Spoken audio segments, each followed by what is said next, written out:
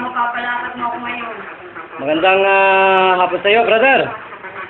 Welcome aboard po dito sa ating pagtatagumpay at pagbibigay daan upang bigyang pansin ang mga karaingan ng tulad nating mga mamayang maralita ng bansang ito ng Pilipinas para po gisingin ang lahat po ng ating mga kaibigan diyan sa lahat po ng mito ko na tumulong sa ating mga maralitang Pilipino.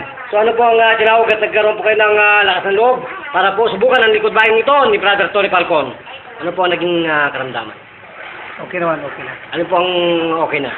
Yung mata ko, pati mata. Ang mata mo, brother? So, lumiwanag, gano'n? Nagkaroon po ng liwanag. So, nung hindi pa po na tayo nagkakaroon ng huge guang therapy, ano po ang nangyari? Ano, mga kurap-kurap eh. Para pong malabo, gano'n? Malabo. So, ngayon pong nabigyan kayo ng service sa libre publiko ng aming programa ito, Lingkod Bayan. Okay na. Okay na po? Ilang pong minuto kayo pinagaling ng Panginoon? 3 minuto? Tatlo. So, nasaan po yung inyong hininga na ngayon na parang Okay na, okay naman. okay na rin po. So, magpakilala po at magbigay po kayo sa bansang Pilipinas. Ano po ang inyong pangalan sa totoong buhay? Enrique po, Enrique. Enrique, ano pong apelyido yan? Puntapay. Puntapay. Ilan taon po na kung gulang kayo, Mr. Puntapay? Ano, 56 na po. 56. So, tingin po ba ninyo matagal na yung palalabo ng inyong mga mata? Tagal na po eh. Mga ilang taon na po kaya yan? Katagal. 3. No? So, saan po ba tayo naroon ngayon, brother?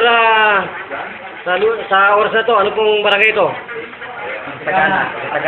Masagana, Muntinlupa, Philippines. Okay. So, live pa rin po kami dito sa Masagana, Muntinlupa, Philippines.